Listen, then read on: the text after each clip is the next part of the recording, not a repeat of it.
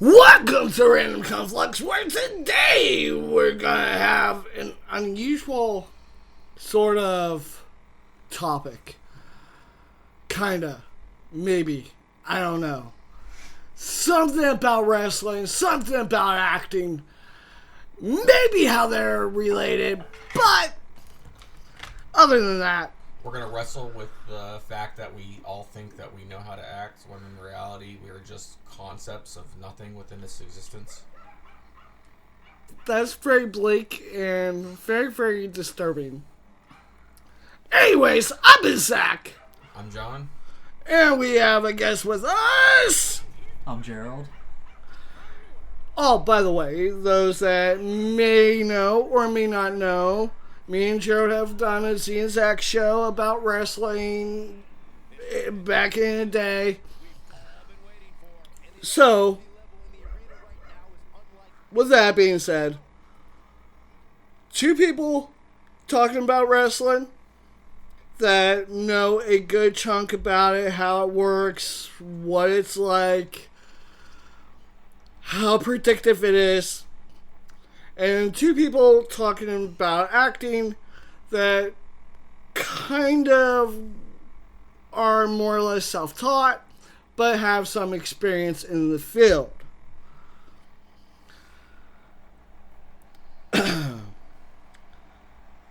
I also forgot to ask, do you have any background with acting school-wise or anything?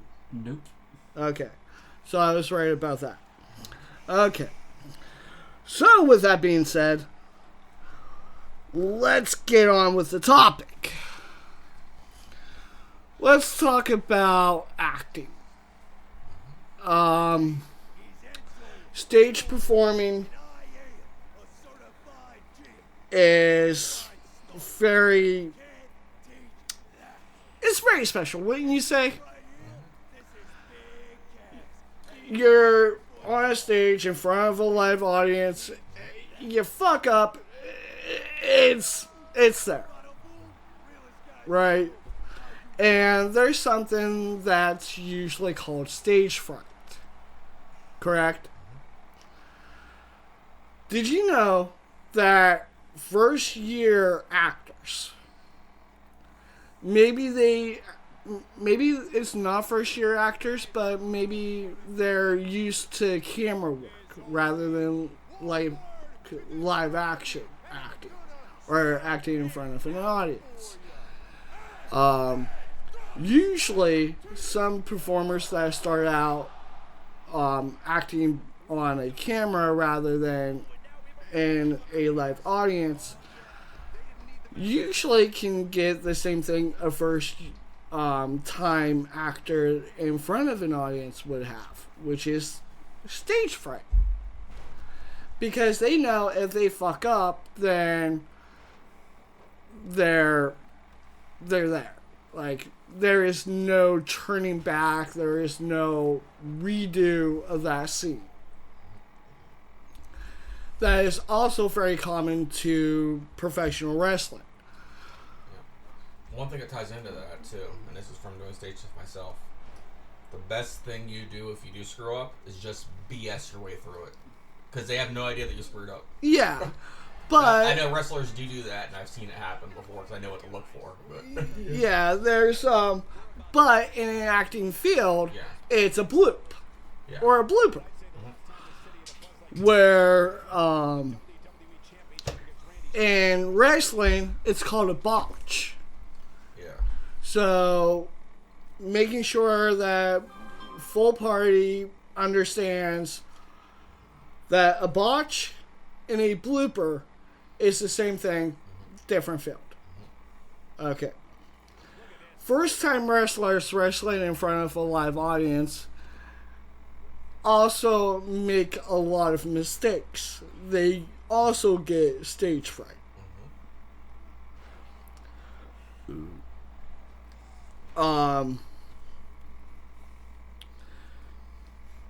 We'll talk about wrestling here in a second, but right now we're just comparing two very similar things that actually have very similar ways of explaining failures and success. And how one can gravitate into another. So, when talking about acting,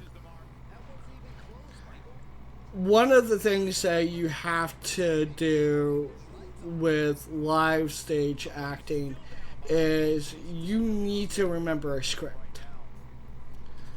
You either need to remember a script or become very good at BSing your way through it. Yeah, but if you're... You need to have the general idea what the script is. Yes. Same thing with professional wrestling. A lot of that is staged. You know who's going to win and who's going to lose before getting to the ring. But you have to sell it. You have to show the audience a story. And that's another thing that the two have very much in common, is trying to tell a story without getting a blooper or a botch. And those that don't see us on camera and are watching B-roll, which will be a wrestling game, probably isn't seeing my hand gesture to JJ as I'm talking about a blooper, and Gerald as I'm talking about a botch. Yeah. Speaking of BSing your way through things, something kind of interesting. Marlon Brando, the guy that did Godfather, he played Jor-El, Superman's father, in the original Superman movies. When he was recording Superman, he thought it was best not to know his lines beforehand, so they had the stuff written on various props in the set. So if you actually look, he's looking at the props while he's doing his lines, is because he has them written there to read them. Well, that's also because you can do that with just camera acting. Yeah. Because you don't have a live audience there to watch you screw it up. Yeah. You can. I'm not saying that was a good idea. You can do as many takes as you want. Yeah, and I'm not saying that was a good idea, but that was he thought it was a good idea. It's kind of interesting. Oh yeah, there's a lot of people that like take a napkin, write down their lines for that one scene, and it could be right in plain sight. Yeah. But as long as the camera doesn't pan on it, you're not going to know. And some stage actors actually do that. They'll have like something there that's got like a cue for when they need to talk or like to help refresh them for their lines. Yeah. Or in the movie Mystery Men, do you remember that? Yeah. I forget the actor's name, but he played Heller. He was the guy that did all the inventions and stuff. There was one scene where he had to say like a lot of scientific stuff and he couldn't remember it. It was written on his hands, and the entire time he's doing this to read his hands. And you don't know it because you can't see that. But just like in wrestling, The Rock, most famous for writing his promo down on his arm. I didn't know that. Yes. And John Cena actually called him out on it. He goes, unlike you, I don't have to come down to the ring with my lines written on my forearm. And it was nowadays, whenever The Rock comes back, he'll actually show his arm and show that there's nothing written there. And then he's got this habit now of showing like a goosebump, like for coming back. Just weird shit in general. But Gerald, talking about wrestling here, and relative to how JJ was talking about lines being written down, and me mentioning The Rock, one of the most known to actually have his lines written on his arm, seen right on camera. You know anybody else that's had their lines written down for them? Not off the top of my head. Okay, well, let's go to improv then. Improv is a term to, Making things up on the spot. yeah, at least having some sort of direction, but giving full leeway on how to take it. For acting, it's called improv, and I'm pretty sure it's improv for wrestling too. Yeah, pretty much. Basically, bullshittery. Basically, in wrestling, you're given certain parameters and a guideline of what you should say, but most wrestlers do not stick to that script. They improvise and work off of each other, like Goldust and Booker T. Yeah. Famous duo for working off of each other. But for some wrestlers, like, they can't do that. Like, starting out, it's like, oh, here's the script, this is what you need to say. If you go off tangent, we're never going to give you another promo for a while. And a lot of wrestlers, like, lose storyline because, like, they don't want to fuck up. They don't want to do the promo. And one of the best people that I know from wrestling that's good for to as an example of bullshittery or the other one I said, R-Truth. One of the best comic wrestlers that you can probably know. Wouldn't you say? Yeah. Okay.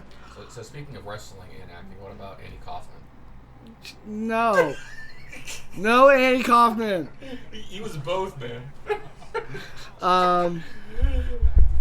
Project a little bit so you're heard. Hey, jokes aside, he was in the Legends Wrestling game.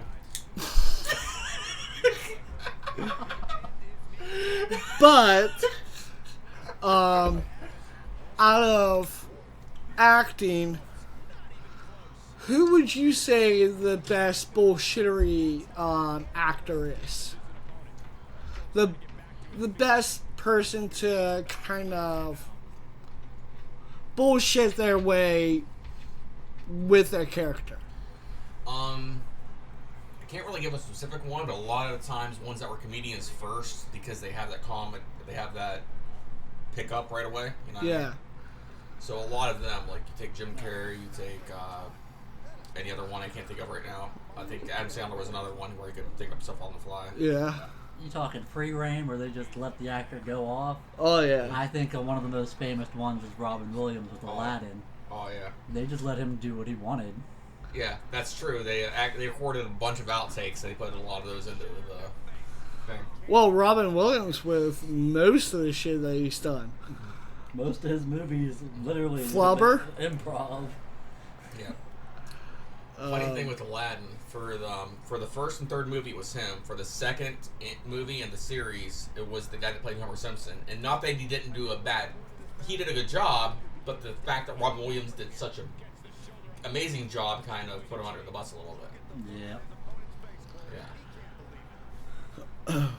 But with that being said, like, it's a common denominator between a good wrestler that can shoot a promo from the hip compared to an actor that's so well versed in their acting or storytelling that, like, improv is nothing to them. Yeah, I know another improv actor, Robert Downey Jr. When he was doing Iron Man, a lot of his stuff became improv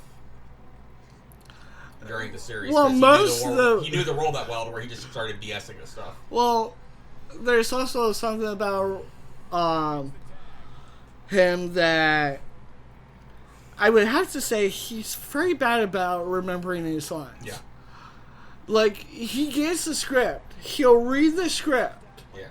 When it comes down to the part, he throws the script out the window, man. Yeah. But it's also because he was like one for one the character he's playing too, so he could BS it that well. But that's Iron Man. Yeah. And he's a good Iron Man type character. He's got that rich, snobby, asshole demeanor. Not saying he's like that in real life, but he's played a lot of rich dicks. Shut up. But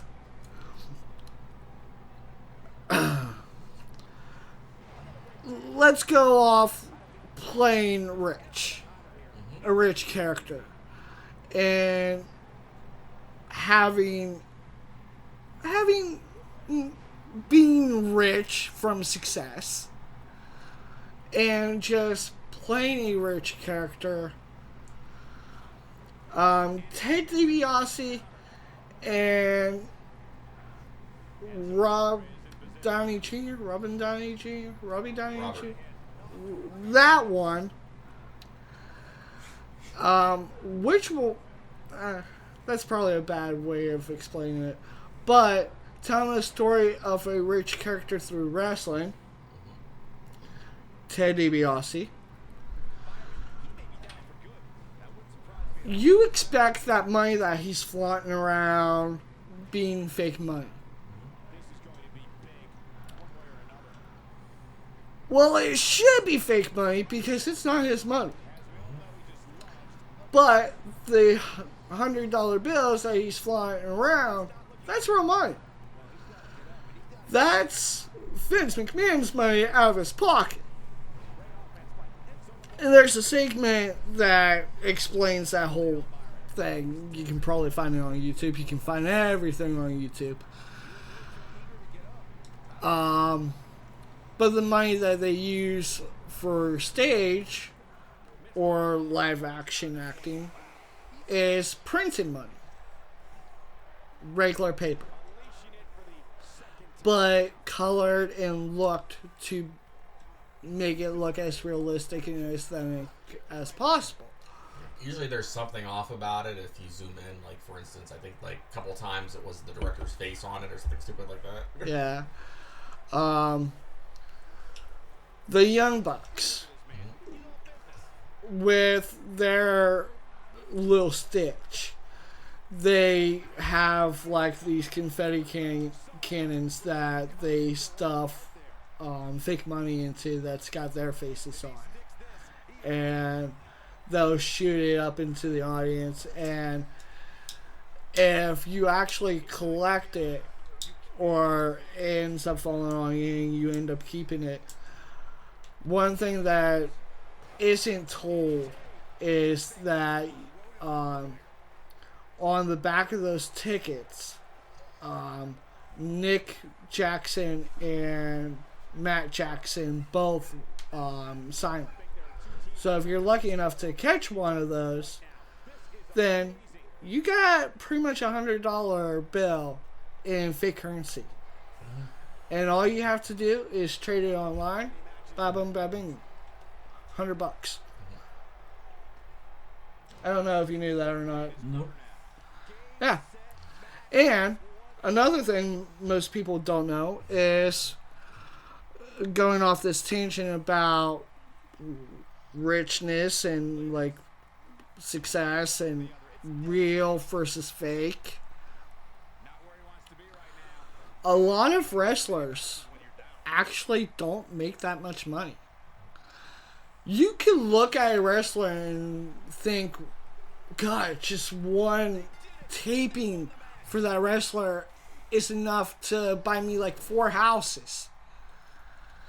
In reality, that's enough for them to get their own lodging, get their own food, and pay for their own way back and forth.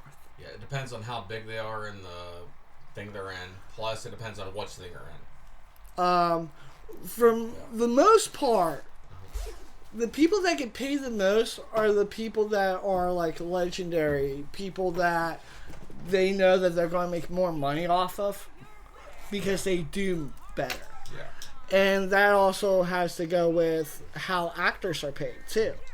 Like, your first role in acting isn't going to be a 6-figure check. Your first gig in professional wrestling isn't going to be a 6-figure check for that week. Not unless you're a big name. Like, starting out, you're probably looking at maybe triple digits, low triple digits, where it's literally just enough for you to pay for your ticket, coach ticket, not even a fancy first class ticket, enough to get like a light meal and a budget room, and maybe access to the gym in the hotel. But like, wrestlers and actors both have to keep themselves in pretty good condition, right?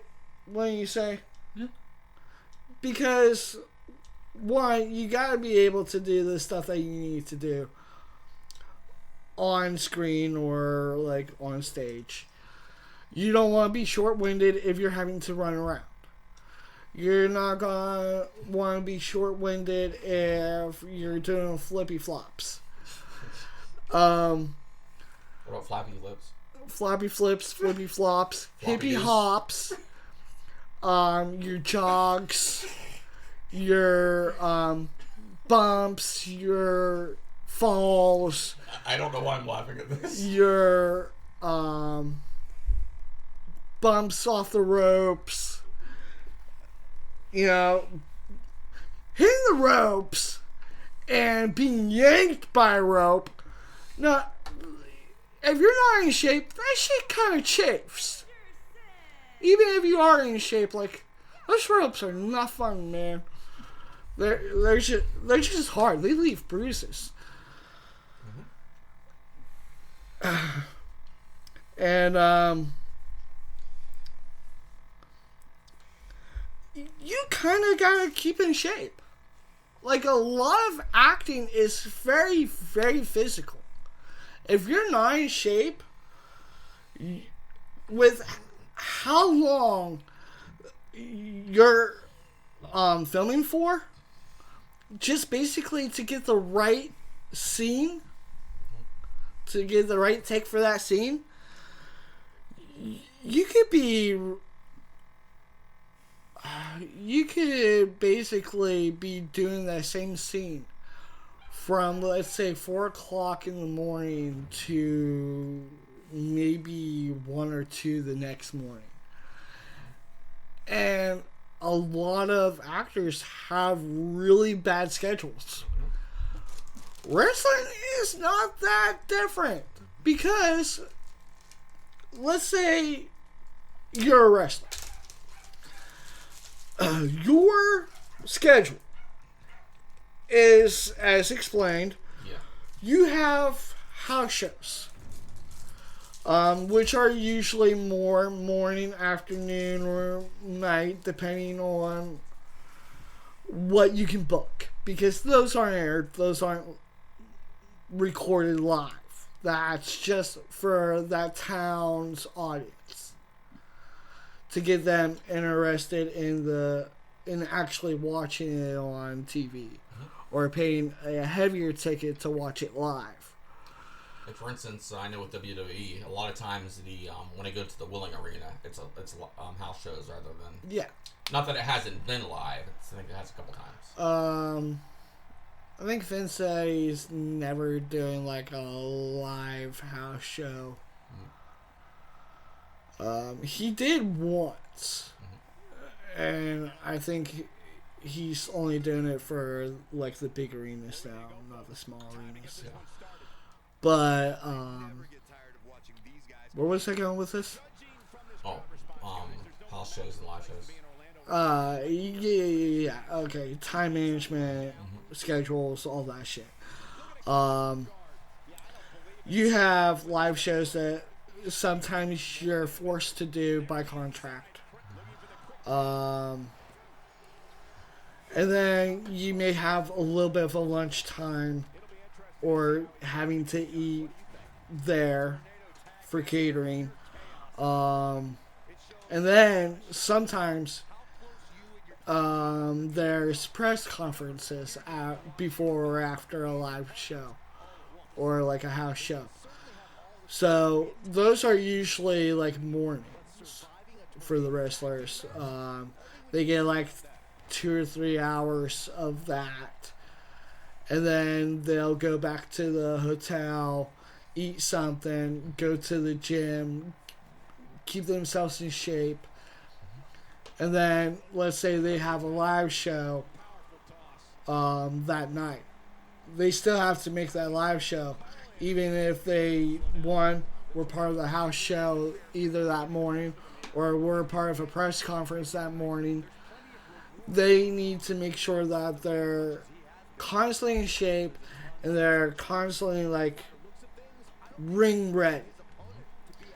Actors have a similar schedule, which also makes it very easy to transcend from one to the other, because for most people that don't know, or they probably do know because of The Rock's success doing it, Stone Cold Steve Austin's success doing it,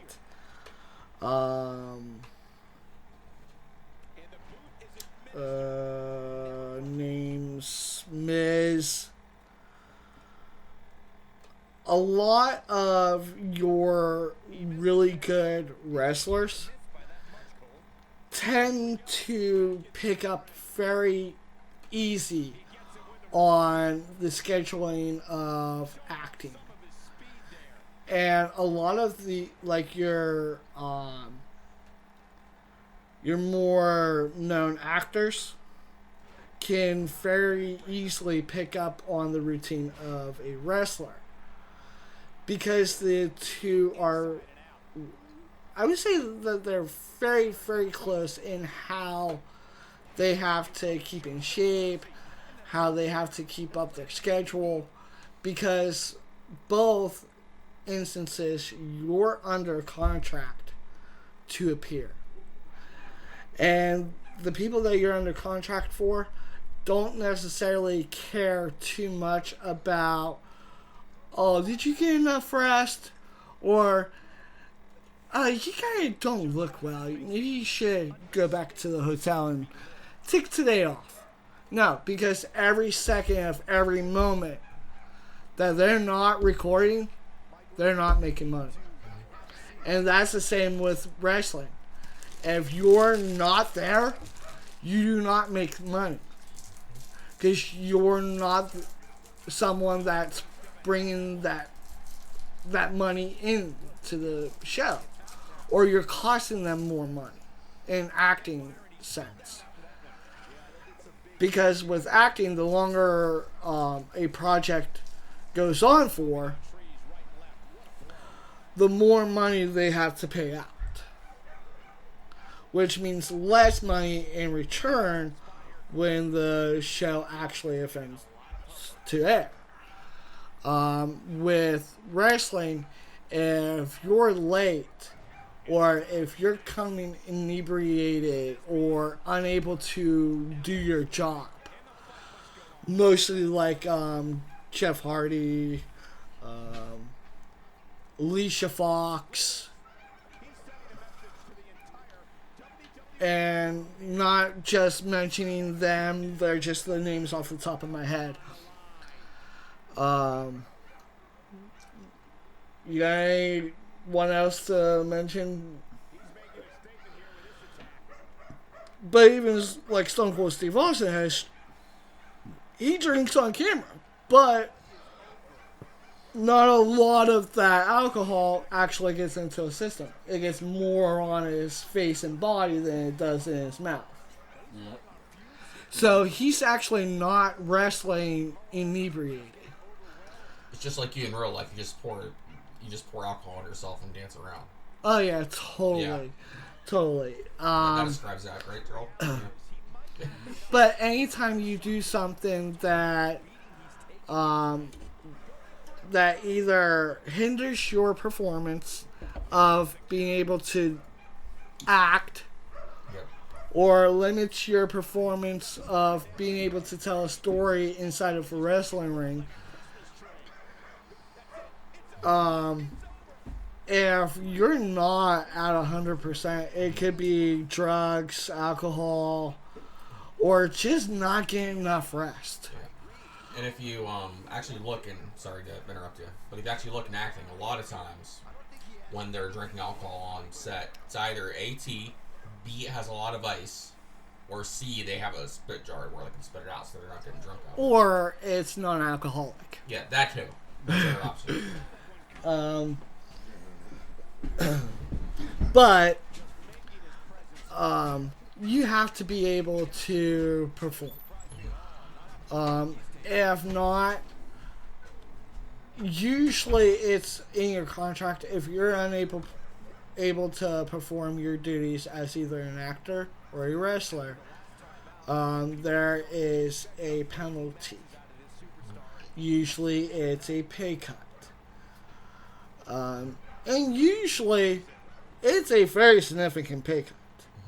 Like, you may not get the pay for that week, or that scene that you're acting for, because one, the people in charge have to be aware of your health, as well as the health of the people you're working with.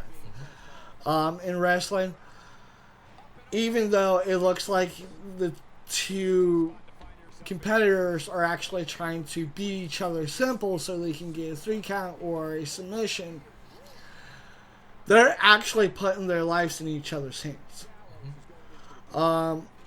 For most people that may not catch it, high-risk maneuvers in wrestling are very high-risk. There is no safety net. There is no cable protecting them from falling and breaking their necks.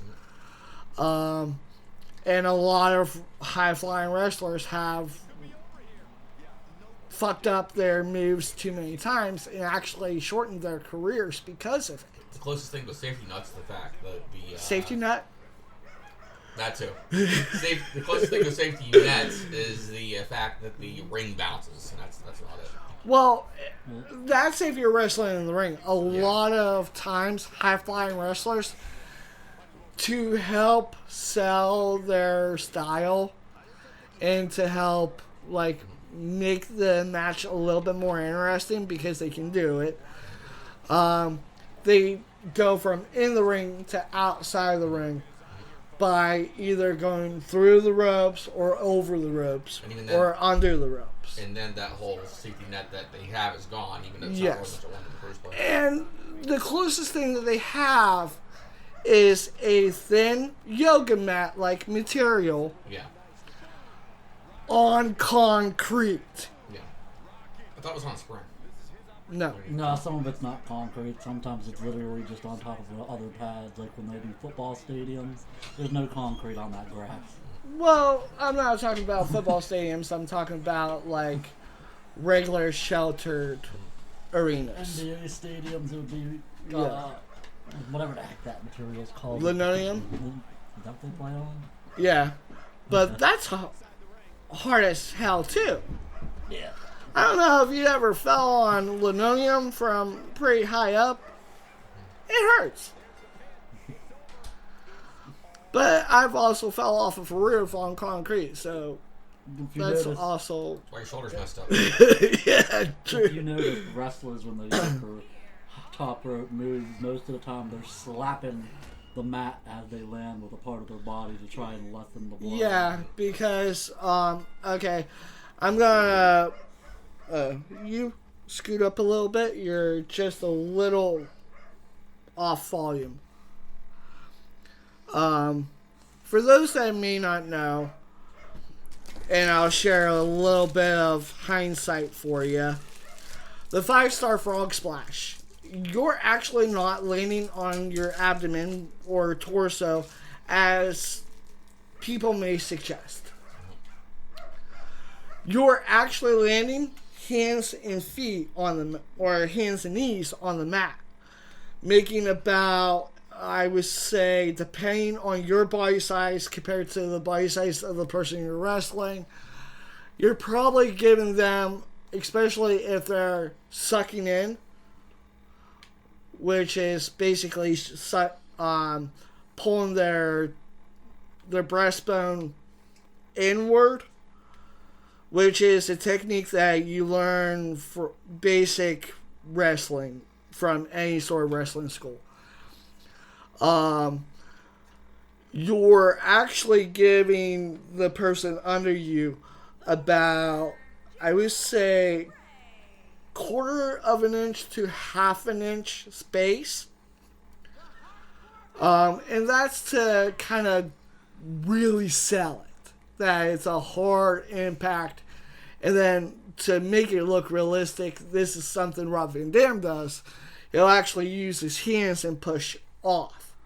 And he'll carry that momentum to kind of look like the impact bounces him off his opponent, to make it look a little bit more extreme line. And that's like, they think, well, if you're doing X or Y amount of splashes to your opponent, how are you not caving in your breastbone or sternum, or like caving in their sternum? Like, how do you do that safely?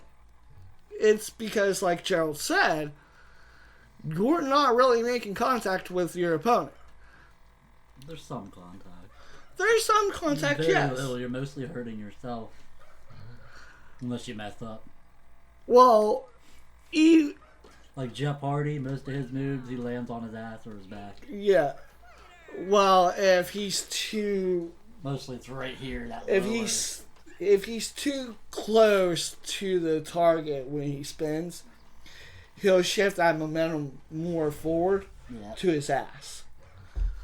But if they know that they're gonna miss, they'll actually land right on top of their target. Yeah, Jeff's done that quite a few times. And that shit will kill your back. It also hurts any other way you land. I'm not condoning for kids to try wrestling in general. Since we are talking about the subject, if you are interested in wrestling and you live near the area, Ohio Valley Wrestling School is a really good place to kind of learn the basics. I know that there's one in Sherman Oaks, California.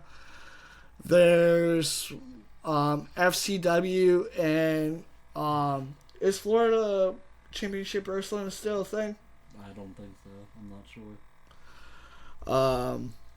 Well, check it out. A lot of wrestling schools have a way that you can figure if they're still around by Googling them. But we live very close to Ohio Valley Wrestling, so maybe I should have went there. I probably wouldn't be having such shoulder problems anyways. That wasn't even wrestling. You were in a roofing accident. We've talked about it in our building videos, so go watch those if you want more history on what happened to his shoulder. But well, I can't just blame it on one fall off of a roof. no, but that's the one that really did it. Yeah, but there's other things that complemented the shoulder issue. Your shoulders, my knees, whatever problems you have. Kidney dialysis killed my dream. Those that may not know or may not be aware of our Steve and Zach show back in the day, me and Gerald, we love wrestling. It's something that we've always had a passion for. I got to do a good bit of it with my own backyard wrestling, but I would say we kind of wanted to get into professional wrestling together. Yeah. Didn't you say you got in trouble because you did too good a job predicting stuff? Yeah. I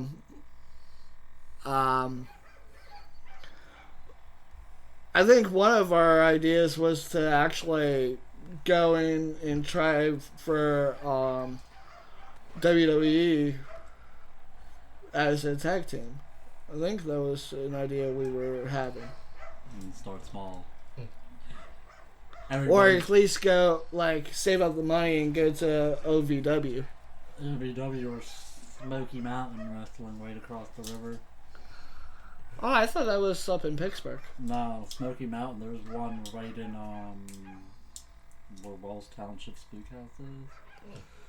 Yeah. But It's over in Brilliant, ain't it? That's Brilliant, ain't it? Yeah, Brilliant. Oh, I didn't know that. I didn't either. I think it's. I knew about the one in Cleveland, which is OVW. Yeah. Well, Smoky Mountain is a small, very small promotion. They did a lot of the gym shows over here in Weird. Oh, okay. Yeah.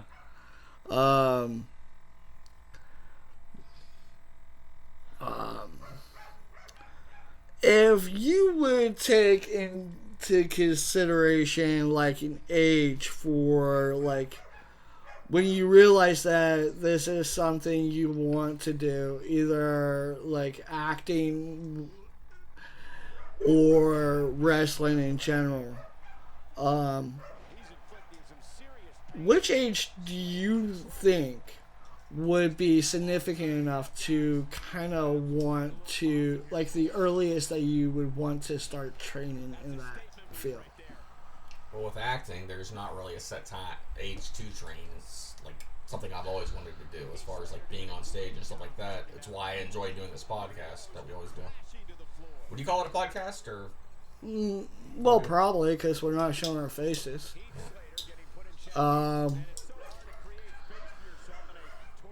We've never been asked to. If they'd rather see faces than gameplay, that's up to them. Well, okay, a lot of people have disagreements with children wrestling. Yeah. Even though it's not that bad, but people say that it leads to death. Well, WWE says don't try this at home or school or anywhere else. Yeah. Exactly. And school wrestling is completely different than WWE wrestling. Yeah, that's amateur wrestling. That's Yeah. more grabbles. That's actually real. That's real shit. Yeah. But Kurt Angle broke his freaking neck. and he still won an Olympic gold medal with a broken freaking neck. Yeah. But an age of learning to wrestle. 87? No. When do you think that if your dream is to want to wrestle, how old do you think you should be to actually try to train for that dream? When you're an adult. Yeah. When you're an adult? Yeah. I don't know about wrestling, but I know with martial arts and stuff, there's not really a set age to learn it. There's kids as young as 5 that learn, and then they can black belts by the time they're in high school. So learning it's one thing, but to actually practice it, that's a whole other thing entirely. Well, people say because a lot of kids are doing this kind of stuff in the backyard, unsupervised, and without having the proper training. Yeah. And that's leading to death. Yeah. In most cases. Or in best cases, probably fractures, breaks. It's because they mimic the stuff they see without knowing how it's done. And Yeah. And that's also another thing with acting, too, is the other half of that acting is stunt acting. And that's where a lot of your bumps and your hard lands are actually happening. Yeah. And that's anything, though. That's why they have disclaimers. Whether it's TV, whether it's stage, whether it's wrestling, whether it's even video games. Kids see that and be like, I want to try that. And they find out they can't fly. I'm Superman, baby! But, okay. someone pretending to be Superman. Getting their mama's curtain drapes, their daddy's belt, climbing on a rooftop, screaming their heart out, and then yelling over to the neighbor chick, being like, "Hey, watch this!" And then jumping off of a roof, thinking you can fly, and then landing on a hard ground where your fate is just a broken arm and your reward is just a kiss. That's just you, Zach. Anybody that can actually say where those lines came from, go ahead and leave a little comment down below. You're just not talking about your past? I mean, maybe. Actually, they're lyrics to a song, a country song.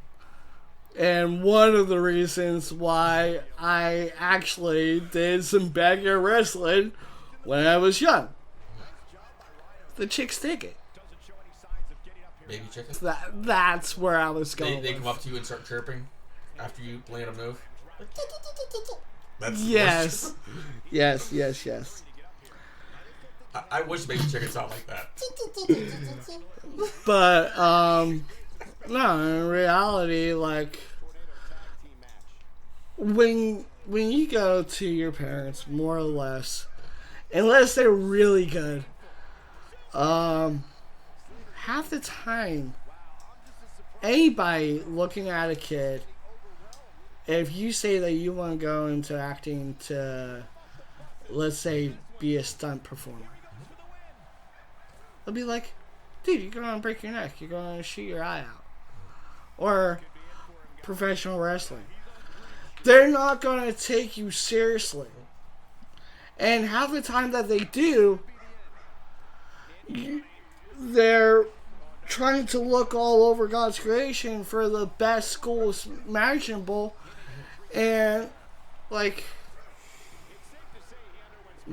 maybe you'll get the dream you want, maybe you won't. Yeah, like for me, my adoptive parents, because we've talked about it before I was adopted, you stayed with our mom. They were supportive of me, but they've always agreed, like, have a B plan, because you never know if that'll fall through or not. Yeah. And that's the way to do it, I think. And I think, in some senses, that I don't think it should be like a set age, because when I really realized, like, I wanted to wrestle, I was wrestling. Matter of fact, if it wasn't for some of my best friends helping me get the shit, which Gerald may not know this because it was before me and him met, but because of some of my friends from Ohio, like, I was wrestling in a real wrestling ring. I remember that because you guys made one in the yard. Yeah, and I showed some videos of me wrestling to Gerald. Yeah. But me and Gerald have wrestled on trampolines. We've wrestled in a yard. I dove off of trampolines into the yard. We did some crazy shit. And a lot of people would down that because they just kind of are afraid of kids getting hurt. I mean, Like, I don't get it.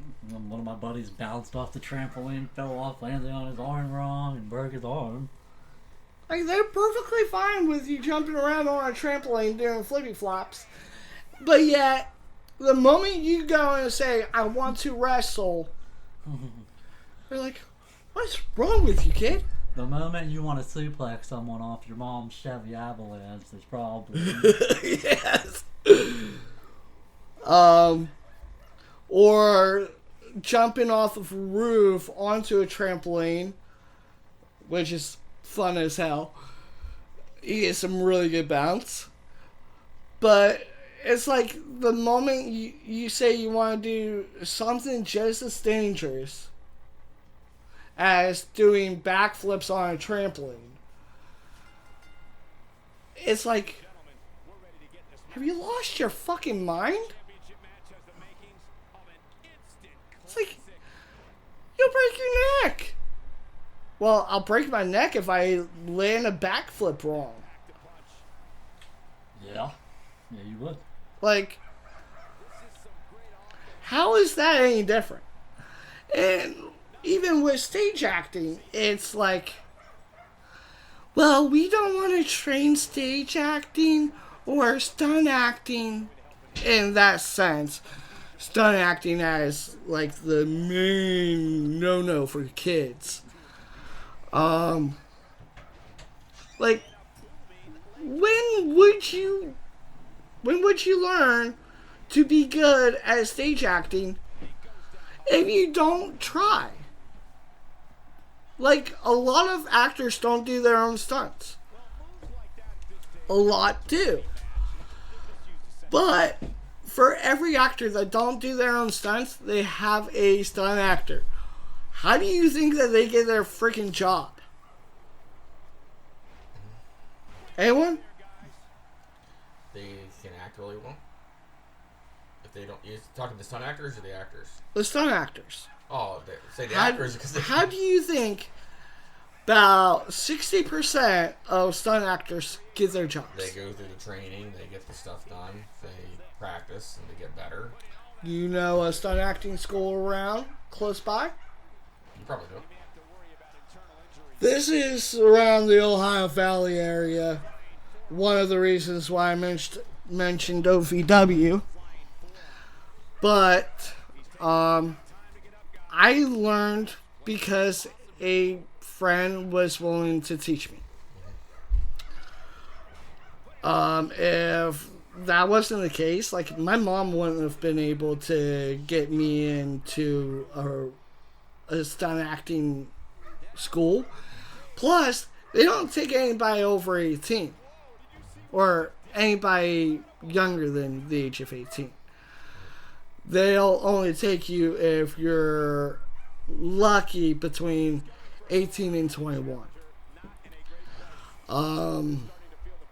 Usually past that, you're at a point in your life where it's harder for you to learn new things.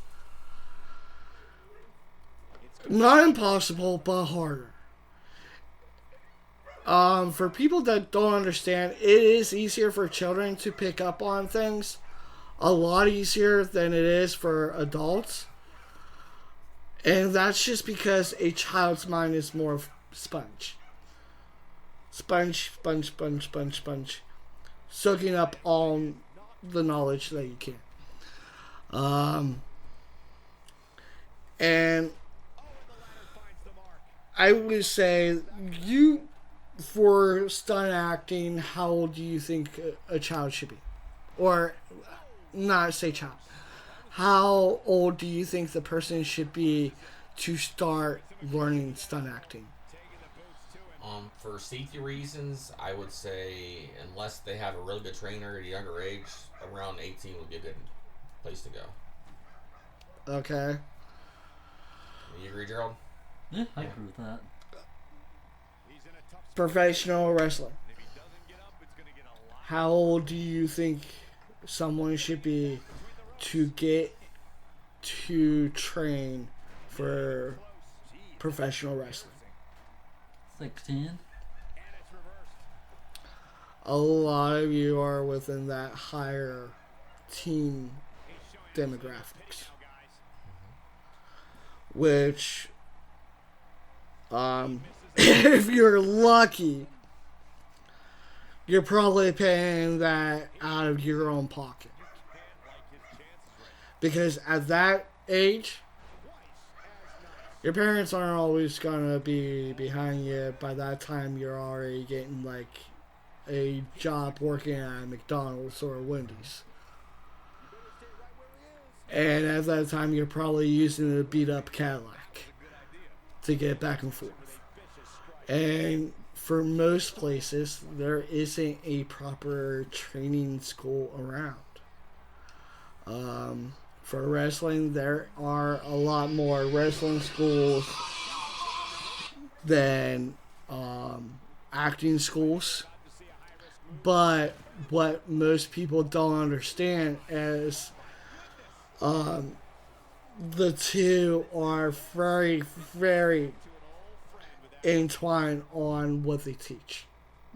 An acting school will actually teach you how to fall. And people are probably wondering, how do you learn how to fall, sir? There's a way to fall correctly. I know the correct way to fall, as do you. And in wrestling, it's called taking a bump. Whenever you're taking a clothesline in wrestling, you're not getting hit with full force of a clothesline. What you're doing is you're waiting until that person lightly taps you with their arm. And as they're bringing their arm forward, you're to kind of throw yourself flat on the mat. And to describe falling, it's not really falling, it's laying down so fast it looks like you're falling. Yeah. And I know how to do it correctly. You do too. You're laying down fast is what it is. Yeah. And basically, sometimes you're throwing yourself. Yeah, but you're landing in a way that's still, safe. Yeah. And for those that may not know, I've learned how to wrestle. I've learned some stunt acting by doing the same thing. And one of the ways that you're taught in a proper wrestling school, or even a stunt acting school, you're actually taught for weeks and weeks and weeks and weeks with I would say a 6-inch yoga mat. Yeah. Or you're taught on a very, very tight trampoline surface where if you fall, there's not a lot of harm to your body. Yeah. But for most parents, they don't realize that that's actually the safest way to learn how to wrestle or how to do stunt acting. So they just, tell the kids, no, we don't want you doing that shit. Something I've actually done with kids, because I've worked with kids a lot, is, kids like to play fight, right? Yeah. I'll let one of them hit me, and I'll fall backwards into a somersault and stand back up. And they're like, they get like wide-eyed. It's like, how did you do that? But in reality, like, it is 10 times better for your child. Let's say they want to learn how to wrestle, and like they come up to you as a 5-year-old, and it's like, "Hey, mommy, daddy, I want to learn how to wrestle." They're like, "Well, let's wait until you get about 16 or 18. You know what that kid's going to do? They're going to go right in their backyard, and they're going to do flippy flips off the roof. Not everybody's as crazy as you. Hey, it worked for me. It also caused problems down the road, but that's where I'm saying, because of my experience, that's just a shortened chance of even living my dream, if that is even a case now. Because my arm's so fucked up now that certain positions I put my arm, like pain clear around the pectoral muscle, around my shoulder blade, to the point where it's like half of my back is fucked. And like I moved my neck to the left, no, like I can't feel my right arm. And the moment I look ahead, just pins and needles all down my arm. And that was just from falling off of a roof. But that's also what exaggerated it. But because I didn't properly learn from a wrestling school, and I was teaching myself by watching wrestling and by learning from my own mistakes. Like, okay, if I hurt my friend, that's a mistake. That was a learning experience for me to learn how to land that move softer.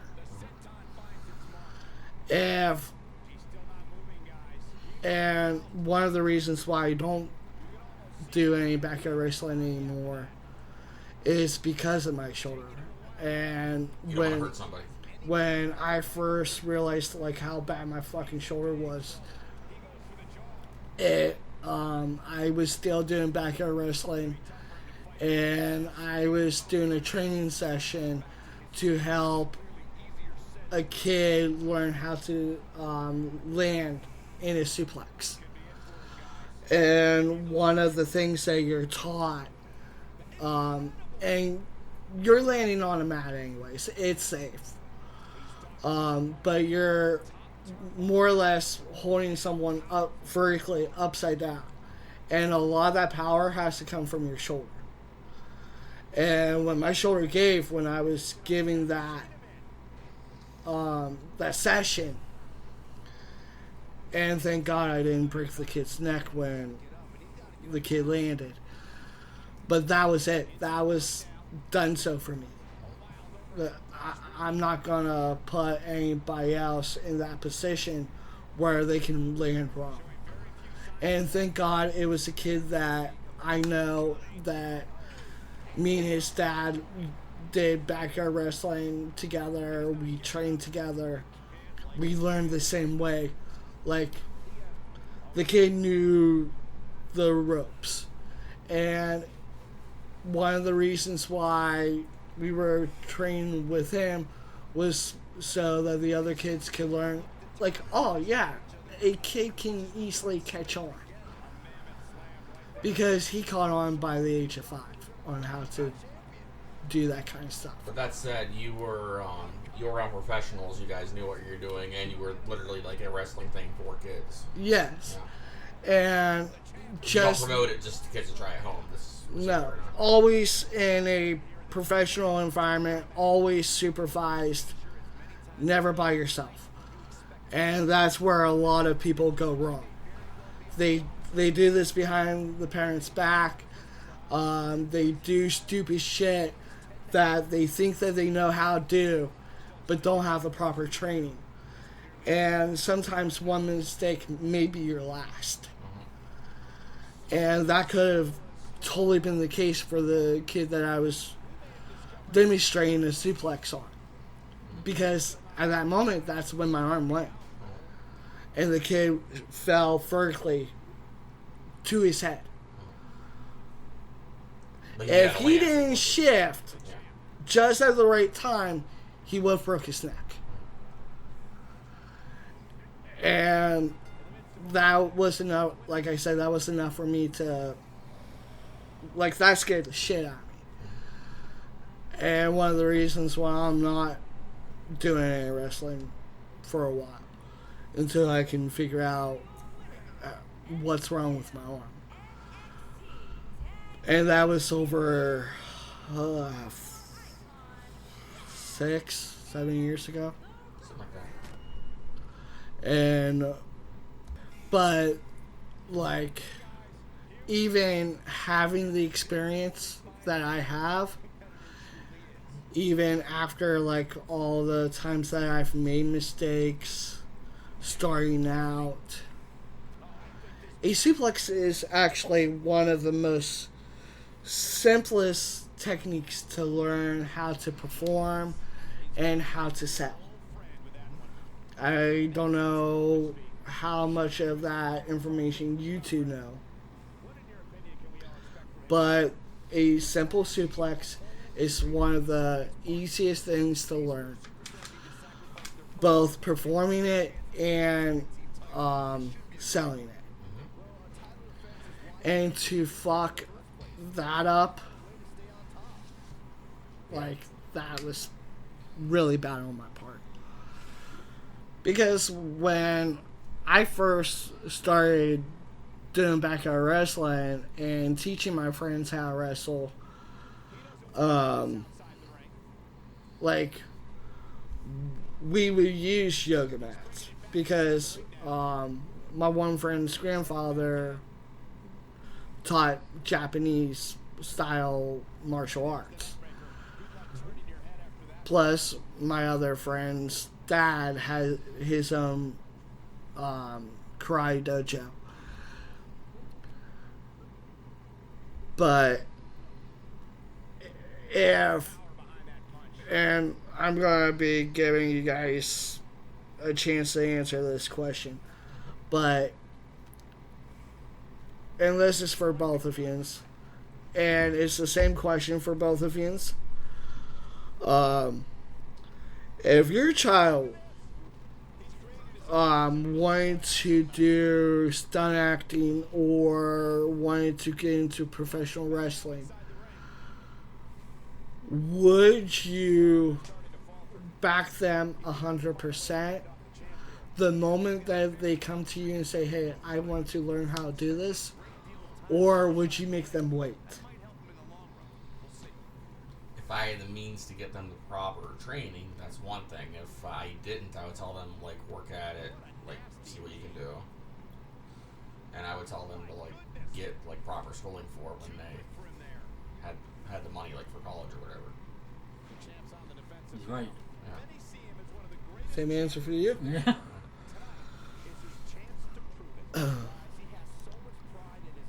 Or if you knew someone that could give that child the knowledge that he needs, would... Oh, if there was an instructor that could do it at a young age that I knew, that's another story. But even then, I would, like, tell them to be careful, don't overwork yourself. Because even at a young age, you can learn the stuff, you can lift weights to a certain point, but regardless of age, there's such a thing as overdoing it, especially with children, when it comes to, like, working out, things like that. Tell the scammers to stop calling you during the podcast. Yeah. Okay.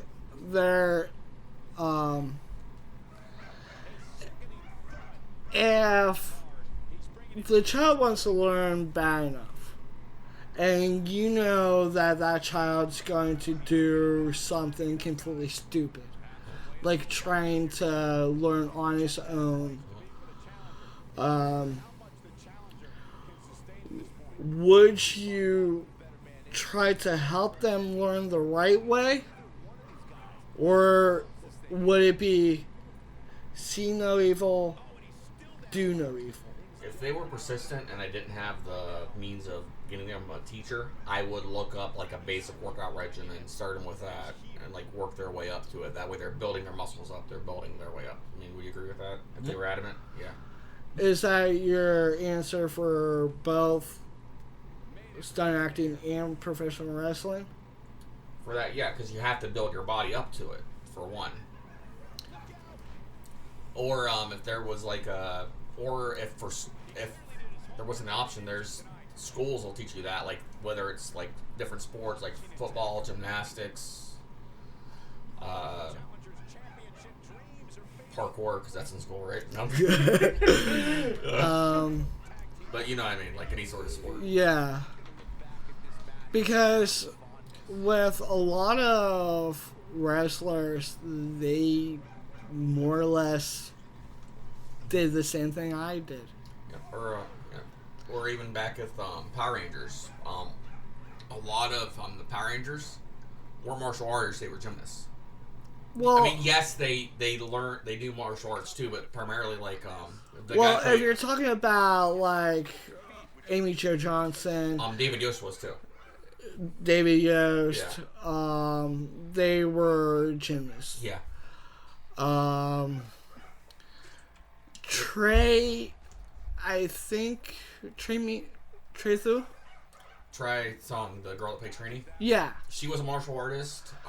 She was in Taekwondo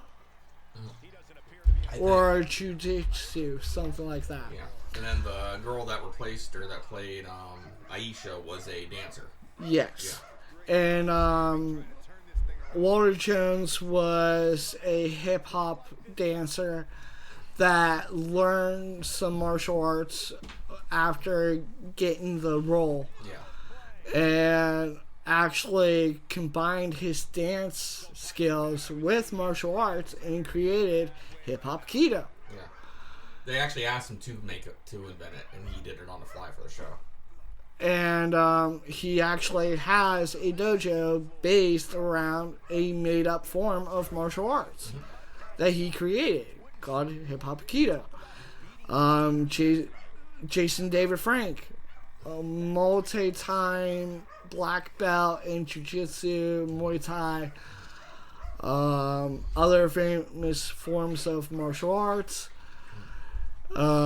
He's been doing martial arts since, I believe, in his preteens. Yeah. Probably younger. Blake Foster's been doing martial arts since the age of 5. That's how he got the role. They saw him in a match and they hired him for that. Wasn't Jason like one of the few who actually went into that knowing martial arts? Yeah, Jason was, and Johnny and Bosch was another one. Johnny and Bosch went to stunt acting school. Yeah, he was a stunt actor before even attempting Power Rangers. Yeah. In fact, something interesting. He for the Power Rangers movie, his stunt actor got injured, so he had to do all his own stunts for that movie. So everything there is him because the stunt actor got injured while filming. Austin St. John actually knew martial arts. Yeah, that's why they hired him, because he did a match to like show they knew what he was doing, wasn't it? Yeah. Yeah. A lot of the people that first started in Power Rangers, they knew what they were doing. Most of them right out of a martial arts school. But because they're lead actors, you don't want your lead actor getting hurt, because then the time to heal is wasting time for filming. And so what are you going to do? Back then, they'd probably just make a couple episodes without you in it. Actually, with Trey Tung, the girl that played Trini, there was an instance where she broke her foot, but to get around filming with her, they filmed all the scenes around her. So she literally sat or stood there, and all the actors moved around her. Yeah. One of the most famous actors to do their own stunts, Jackie Chan. He has his own stunt team. Like, he has his own stunt school. Yeah. He realized how hard it was to learn, like, stunt acting and what American stunt actors had to go through in order to even try to get good at the job. Most of your stunt actors were regular actors that were willing to do their own stunt to get a definite role. Yeah. And they ended up becoming stunt actors for other people.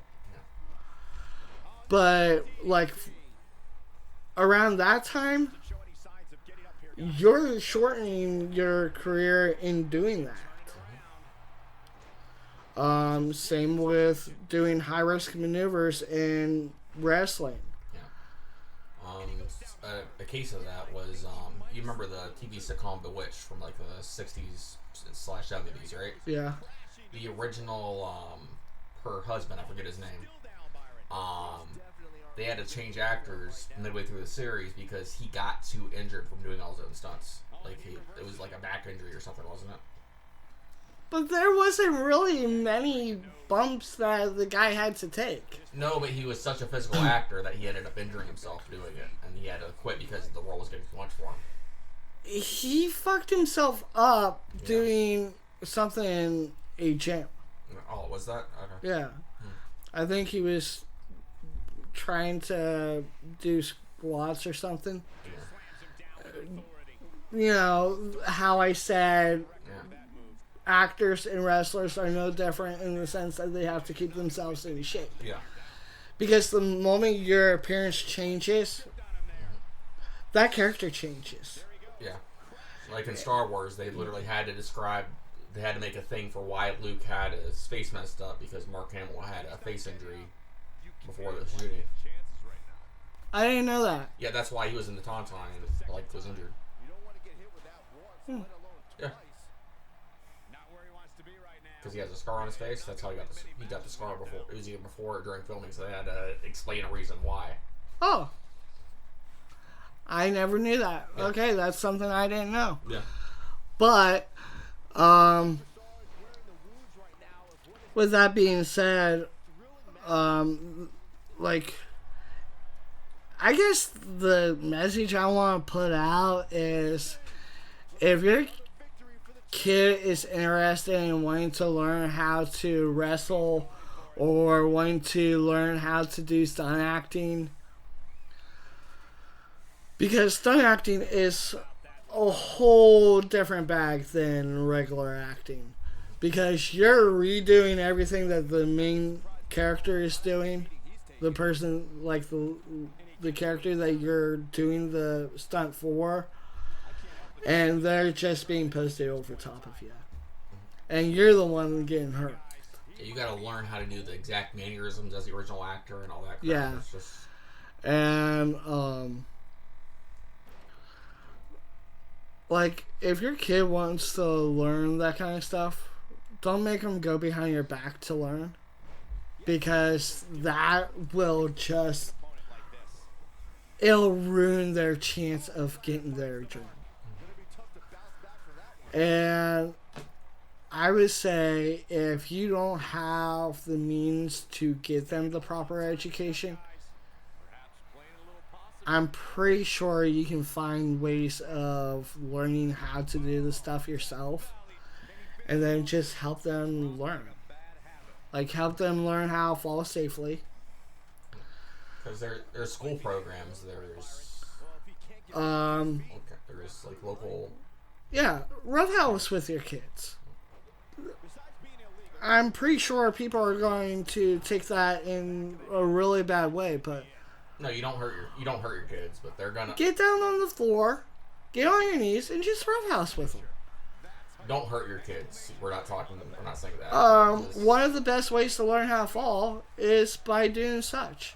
Because a parent's not going to let their child get hurt. Yeah. If a parent's going to wrestle their kid to the ground, they're going to hold the back of the kid's head as the kid lands. That's one way of teaching a kid how to fall safely. Yeah. They're going to, sweep the legs. With teaching kids how to learn how to wrestle, like I was, that was the best way to do it. Or 9 times out of 10, you let the kid win because they feel like they beat you. Yeah. Or, you make it fun for them. But you also show them, hey, this is real. If you're not careful, you can get hurt. But don't make it so terrifying that the kid's not going to want to do it. But make it to the point where, the kid has a safe environment to learn. Because if not, then the kid's just going to go behind your back anyways and learn. And that's where the mistakes come from. Yeah. That's where the injuries come from. That's where the death comes from. That's where shit goes wrong. Wouldn't you agree? Okay. So, basically, the moment that your kid comes up to you and says, Daddy, Mommy, I want to learn how to wrestle, or I want to learn how to do stunt acting. I want to be like Jackie Chan, or Bruce Lee, or Jeff Hardy, or Matt Hardy, or Dolph Ziggler, Nick Manning, or I want to be like Shannon Lee. You explain the stuff that goes into it, and then you say, hey, we can maybe do this for you. Yeah. 100%, if you're a good parent, back your kid. Because they know what they want with their life. Until the next day when they decide what to do. Or unless they're so incisive that, it changes daily. I don't want to wrestle anymore. I want to be a donkey today. But most of the time, your first instinct on what you want to be when you grow up is right there. Is the way that your that you are during your childhood. Like many adults now that want to go into learning how to be a cop. They got that from either being inspired by a cop that saved their life or having a toy playset. When I saw the right episode of Law and Order. Exactly.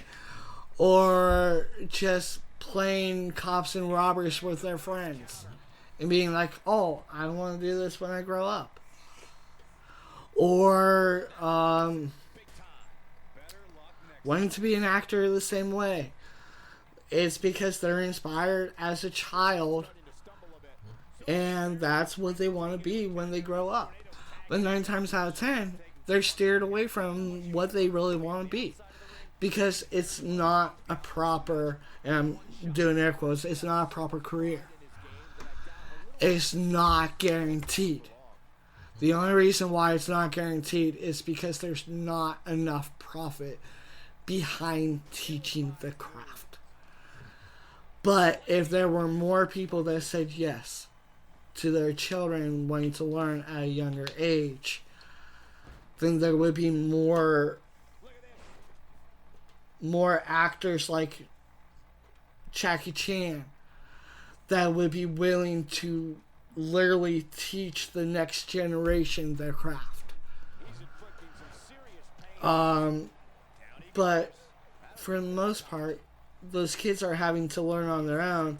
And then there's big companies like WWE, TNA, AEW for wrestling, or let's say acting schools.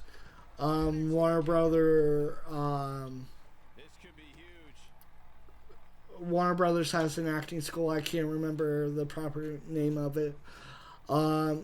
A314, which is a class in California, which was part of the Californian or Los Angeles's college or California State College. They had a dedicated acting class, but that's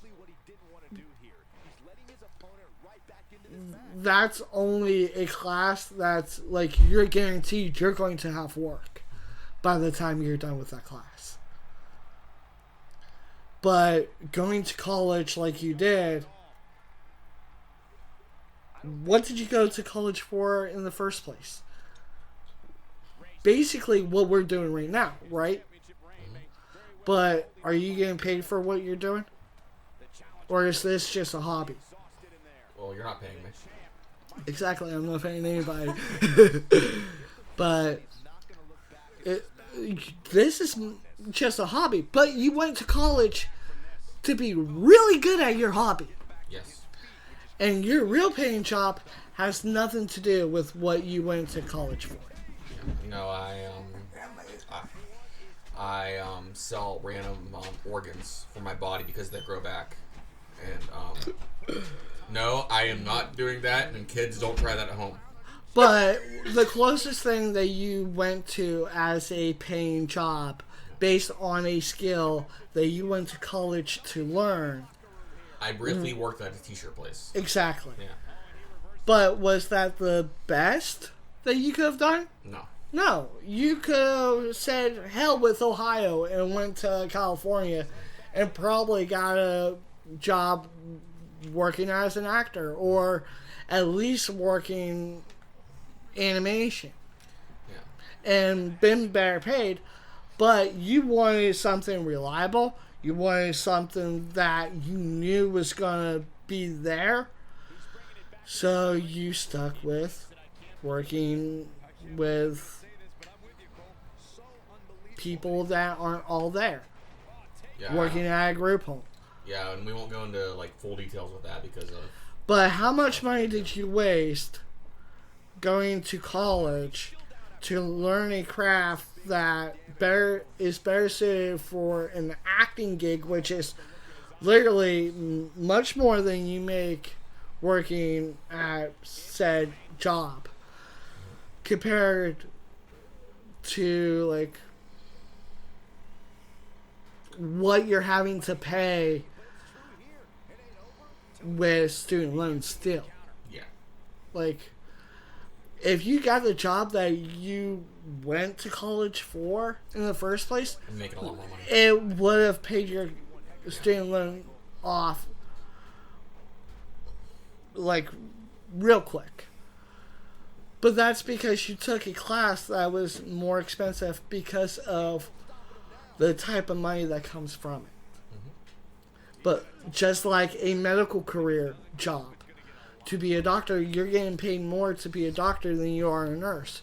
So if you're taking that time to get a doctor's degree, but yet you sell for a nurse's degree or a nurse's position, like, you're accepting a far less paycheck and paying more money to that college in student loans. It depends though. You can get for a class that you could have taken a minor in and still gotten the job that you got. It depends on which nursing degree. You can get there's a registered nurse and LPN nurse. For registered Well, nurse, that's you can get not one for a where year. we're going with I know, but- at the moment. I'm Yeah. just saying that if you're going to go into college to learn how to act, make sure that that's exactly what you want to do No. before really wasting your money on it. Yeah. Because you can actually learn that stuff on your own if you're willing enough to take the chance to try. But you're guaranteed a job if you take a college course. Because that's what people look for. They don't take someone off the street that's done roof stunts for half his life with a fucked up shoulder to prove it. No, they want a piece of paper that said, hey, I went to California State College and got a master's degree in fine arts of acting. If, let's say, my friend that went to an acting school goes to a rehearsal that I go to, and he's got papers to prove his knowledge to my experience of just jumping off of a rooftop onto a trampoline or onto grass or onto a mattress on the ground. Who's going to get that job? Me? Someone that's self-taught compared to someone that actually went to a class for it.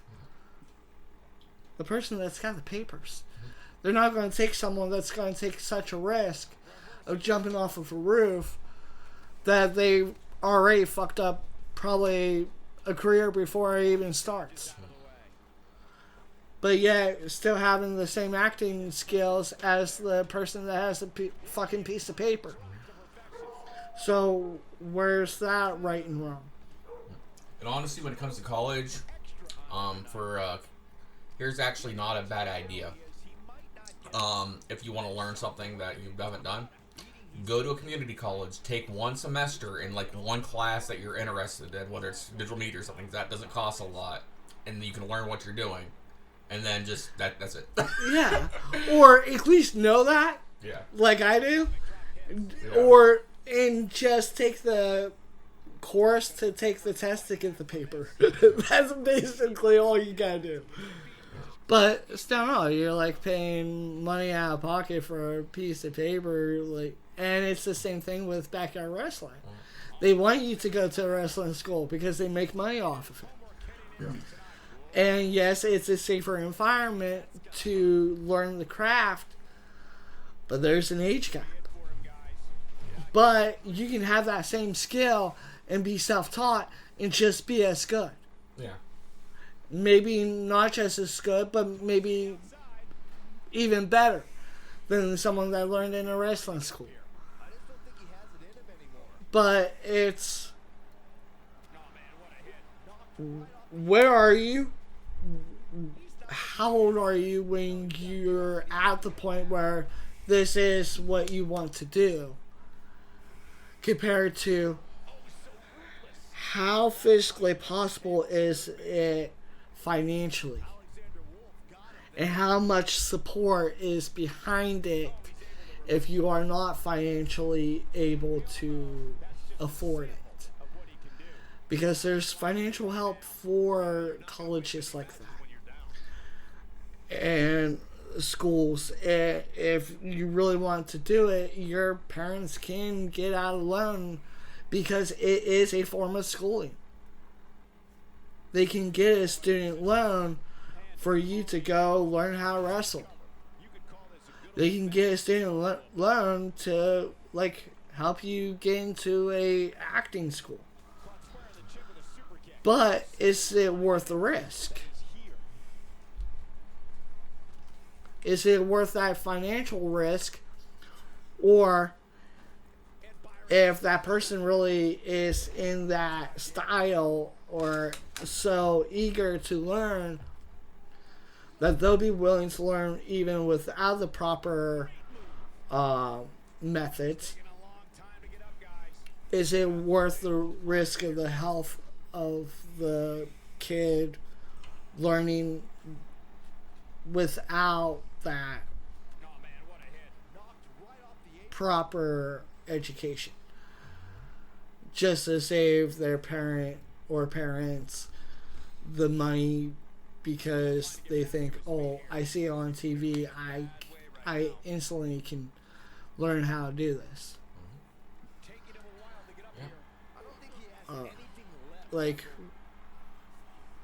I would say, to close off this topic, and everybody can say whatever they want about the situation, I would say I would back my kid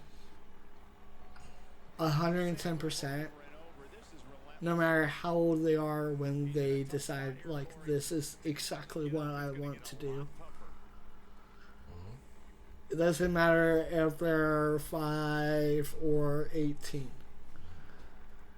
If this is what they want to do, I would be behind them 100% from the beginning. But I would also kind of be there to tell them, hey, this is my experience with this. Or even if I didn't have any experience with this, I would look it up and be like, okay, I know you want to do this. Give me a little bit of time to look this up. Give me a little bit of time to study this craft. And see what's safe, what's not safe. And let me see how safe it is for me to teach you. And if this is still something you want to do, we'll work towards it. We'll put some money in a rainy day fund to, make this happen. So you're not going out behind my back and breaking your neck trying to do a Superman dive off of a roof. But that's my point of view, because to me, making sure my child's safe by just getting them prepared on how to fall safely is just enough to help them ease into that goal of learning while not having to pay too much into an actual school to just learn the basics. Now, would you agree with him, Gerald, or what do you think? Now, what would you do? I'm still caught on banks will actually give you a loan if you want to go to school for it. You can get student loans, just you're paying to pay it back. I'm still paying mine back. You can get a student loan for anything that's considered schooling. It just doesn't seem like a wise investment to give somebody money for wrestling school. Not everybody makes it. A lot of them end up just doing house shows in schools and stuff until they fizzle away into something else. Yeah. Well, yeah, but it's one of those things where a wrestling school is enough to be considered a learnable or teachable form of study. As long as you're credited, you can get a student loan for it usually. Okay. Yeah. Or financial aid. Not like, all of them are credited. That's the thing. Matter of fact, Ohio Valley Wrestling does take student loans. I did not know this at the time, and I'm probably too old now to actually go get a student loan. But if I knew that at the time when I dropped out of school, I would have probably went to Ohio Valley Wrestling to learn how to wrestle even better than I did. Yeah. Like, I would have probably been in WWE, and I probably wouldn't be with a fucked up shoulder. Yep. No, you'd probably have a fucked up knee. Oh, yeah. Knees are me. He's got bad shoulders, I got bad knees. That's Or I would probably break my neck after the first match. Like, those are kind of something that you can't plan for, but they're what could happen if you do make a mistake. Yeah. And, like, you could be the best trained wrestler or actor in the world and still make a mistake. It can happen with anything. And Look at Tyson Kidd. Tyson Kidd, that guy that played Superman that was in a wheelchair. Yeah, Christopher Reeve. He was in a horse accident. Like, I would be behind my child learning a dangerous skill for something that they want to do if I could be 100% guaranteed that I could make sure that it's done safely. Yeah. Okay. And I think that that's what more parents should focus on, is the safety aspect of it. Yeah. And being behind their kid 100%. Because, like, not all parents have that. Well, not all kids have that in a parent. Most parents will hear their kids' dream is to be a celebrity or anything of, like, wrestler, actor, football player. Most of the parents will tell their kids to find something more in their league. Yeah. I would support them, but I would tell them, like, have a B plan in case this doesn't pan out. Which You- I think that's a smart way to do it. You know how many times I said in school, especially when they ask you what you want to be when you're older, I've always said I've wanted to be a professional wrestler. And I wanted to kind of have a career that was towards that. Two main careers that I've ever wanted: professional wrestler or being a stunt actor.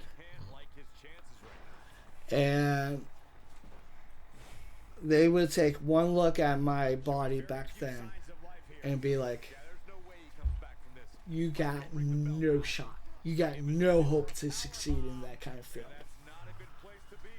And without them knowing, I've been wrestling for years, even while going to school.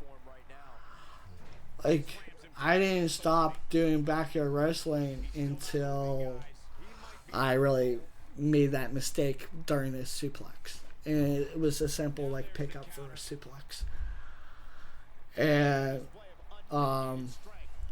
my friends would bring me to their acting gigs, and I would get, like, maybe a small part, maybe a voice in the background, or maybe a little cameo, like something in the back, An extra. yeah. But usually I was there to keep my friend company, Yeah. because most of my friends were child actors. And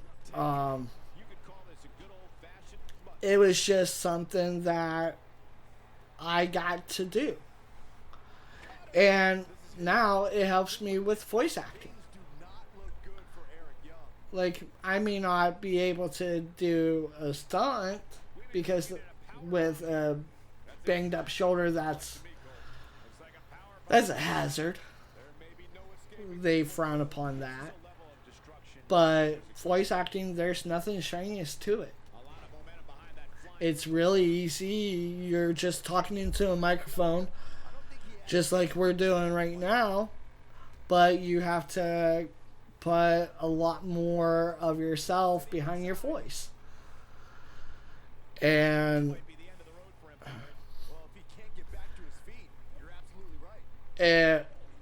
what would you think if, like, your son or daughter said, like, I want to go into wrestling or I want to go into acting? Would you be behind them since day one, or would you tell them to, like, wait?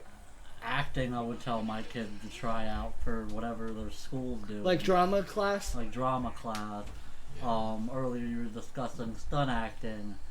I would sign my kid up for maybe a YMCA boxing class and teach them something that would be useful in the field. Yeah. Actually, that's very... Wrestling, a lot of companies, they don't... Only WWE honestly cares too much if you went to a school. I mean, sure, it looks good, but a lot of these companies, they hire guys who went from working in gymnasiums to taking a risk and going to, like, Japan, or maybe going to Canada for one of theirs. WWE puts an emphasis on their OVW guys, like John Cena, Redacted Lesnar. Redacted Lesnar. You know, they're trying to erase him now. That's a whole different story for a whole different topic. They try, but he always comes back. He's like the plague, dude. He's like that lung disease that first started out like tuberculosis and ended up becoming something completely more mutated and horrendous. Yeah, he's like that. But you would more or less be behind your kid, but you would have the kid get into things that you think would help spark more of that. If my kid wanted to get into wrestling, I would push them into other sports. Just to kind of see what they can do on their own and get them, in shape to be able to handle what most companies expect you to be able to do. That would be perfect. Most wrestlers did in high school do something else, like wrestling, football, basketball. Not everybody who's a wrestler had dreams of becoming a wrestler. That just ended up happening. Their career ended up going there. But most of your wrestlers, like the Young Bucks, the Hardy Boys, Kurt Angle didn't want to be a wrestler for WWE originally. He was an Olympic athlete. Yeah, he got that offer, and he's like, you know what? Yeah. He broke his neck and ended up having it surgically repaired, and then they said, hey, we can't let you perform for the Olympics anymore because that's a hazard. So he did what he thought was the best financial move for him. Yeah, he signed up for a WWE tryout. Yep. Same with Jeff and Matt. And they didn't go to a wrestling school. Nope. They started wrestling in a backyard. Another thing I would do for my kid is maybe get them into weightlifting. Teaching them how to get in shape and stay in shape. What about you, Jay? Yeah, I agree. It's one of the best ways to do it is just get your. Were kids you involved. sleeping? I was starting to. I work steady nights for those of you that don't know, and I'm struggling to stay awake, but it's all good. But no, I agree with you. You want to get the kids in like a professional sport and stuff. I've already stated that earlier, and like get them the training that way, like through schooling and things like that. you would back the kid by finding out what is free for the most part. Yeah. And then, like, what's the closest to their goal. Yeah. And you start there. Yeah. With that being said, that's probably the best place to end off on. Yes, I agree. Please like and subscribe and give your significant other a hug and tell them you love them. Because why the heck not? Yes. It's all hugs and kisses down the aisle for many people. Yes.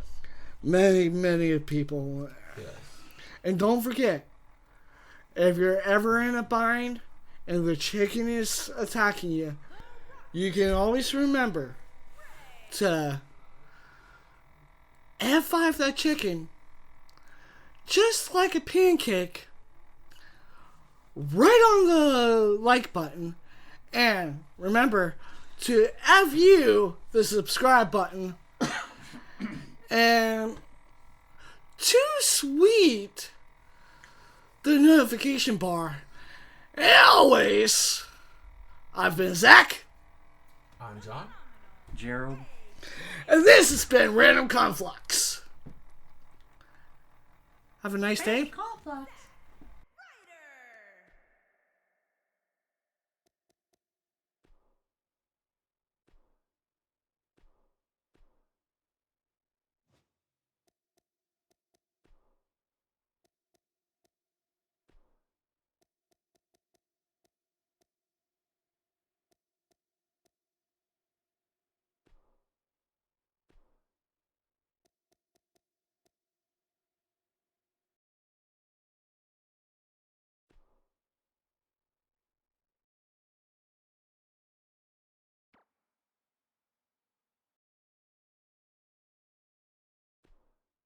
Mojo Rawley.